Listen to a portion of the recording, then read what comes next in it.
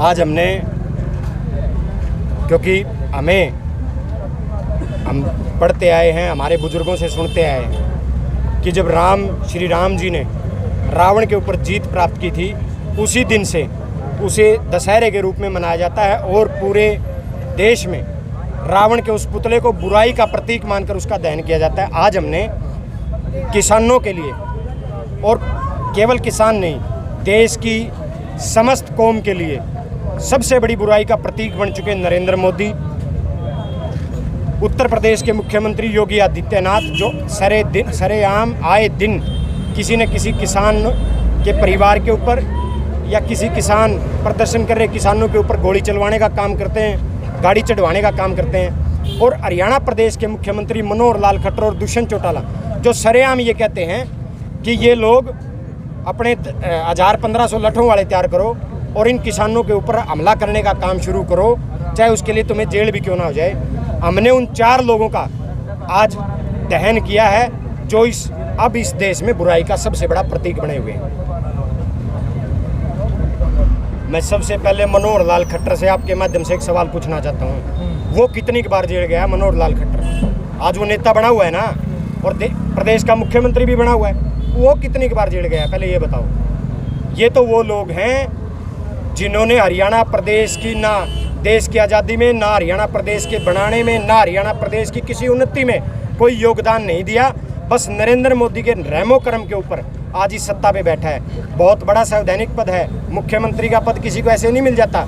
ये मुख्यमंत्री का जो पद है ये बड़ी गरिमा का पद है, और मुख्यमंत्री को, मनोहर लाल खट्टर को, बड़ी संयमित भाषा के साथ इस मुद्दे का समाधान करना चाहिए। उनको चाहिए तो ये कि किसानों की, या जो देश में आज माहौल बना हुआ, हरियाणा प्रदेश में जो माहौल बना हुआ है, उसकी सच्चाई केंद्र को सामने बैठा के सच बताने का काम करें। लेकिन वो नरेंद्र मोदी की अंधभक्ति में इतना डूब गया, वो मनोहर लाल खट्टर जो सबसे बड़ा अंधभक्त है हरियाणा का आज के दिन, उसे वो भाई से भाई को लड़वाना चाहता है, आपस में हरियाणा प्रदेश में दंगे करवाना चाहता है, ताकि एक जात पात में इस देश को बांटा जाए, इस प्रदेश को बांटा जाए। जिस तरीके से मनोहर लाल खट्टर पहले भी ऐसा कर चुके हैं, उनको लगता है जिस तरीके से पहले आप जात पात में इस हरियाणा प्रदेश को बांट के इस दोबारा ये सत्ता हासिल कर ली है, उस तरीके से आप तीसरे भी ऐसा कर लोगे। लेकिन नहीं, मनोहर लाल खट्टर जैसे व्यक्ति को सबसे पहले तो उसे उस पद पे बने रहने का अधिकार नहीं है।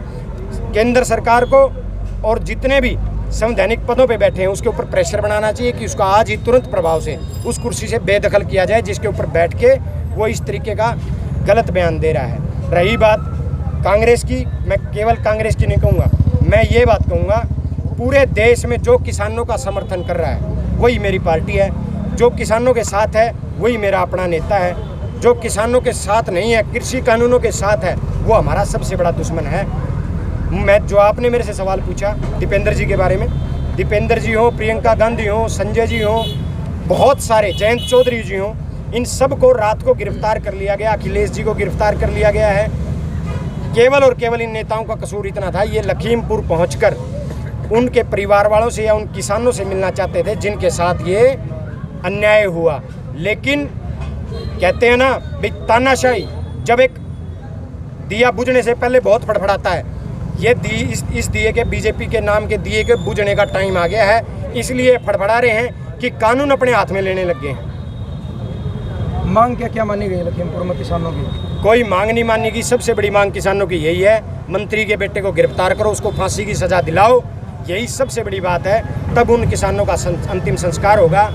इस सरकार ने पैसे देने की घोषणा की है, नौकरी की घोषणा की है, लेकिन अगर किसान बॉर्डर पे बैठा है या किसान धरने पे बैठा है, उसकी अचानक मृत्यु हो जाए किसी कारण से, उसके लिए एक नौकरी और पैसे का प्रबंध सरकार करे, बहुत अच्छी बात है। लेकिन केवल पैसे और नौकरी देने से कातिल नहीं बच सकता।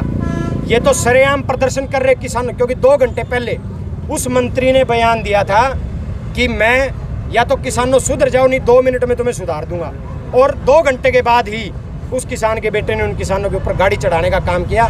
लगभग 20 से ज़्यादा किसान घायल हो चुके हैं और मेरी जानकारी तक अब तक 4 किसान शहीद हो चुके हैं। तो सबसे मुख्य मांग ये है कि पैसे नौकरी तो बाद की बातें हैं, उनको मिलना ही मिलना चाहिए, लेकिन सबसे पहले उसके हत्यारों को फांसी की सज़ा मिलनी चाहिए। जब एक आम आदमी कोई कसूर करे है तो उसके ऊपर तुरंत एक्शन भी कराया जाओ, तुरंत धारा भी लगाई जाओ। इस आंदोलन में 307 तक की धारा लगाई है, 23 स्तरों तक के जो मुकदमे दर्ज करे गए हैं। तो क्या एक जो केंद्रीय मंत्री हैं उनका बेटे ने जो अपराध करे है, क्या वो कानून उस पर भी उसी तरीके की कार्रवाई कर पाओगा जो एक आम आदमी करेगा? मुद्दा किसान का है, लेकिन एक हैरानी की बात आपको बताऊं, एक हीरोइन थी रिया चक्रवर्ती, उससे 3 ग्राम हीरोइन पकड़ी गई, 6 महीने टीवी में चलाई, लेकिन 3000 किलो हीरोइन अडानी के पोर्ट पे पकड़ी गई। कब खबर आई कहीं? किसी टीवी में खबर चली कि 3000 हीरोइन, इतना बड़ा नशा देश में पकड़ा गया है, कोई खबर नहीं चल रही। कल शाहरुख खान का बेटा ड्रग्स पीते हुए गिरफ्तार कर लिया।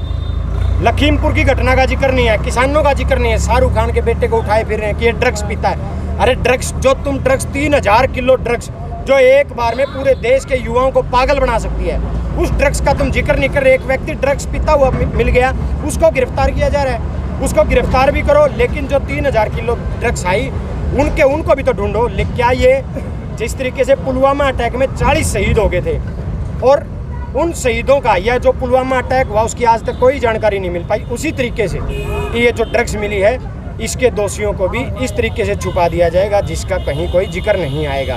रही बात मंत्री के बेटे की, हो सकता है मंत्री का बेटा आज मंत्री का बेटा हो, लेकिन जब जनता की अदालत में और उस भगवान की अदालत में फैसला होता है, ना मंत्री का बेटा गिना जाता ना मंत्री गिना जाता।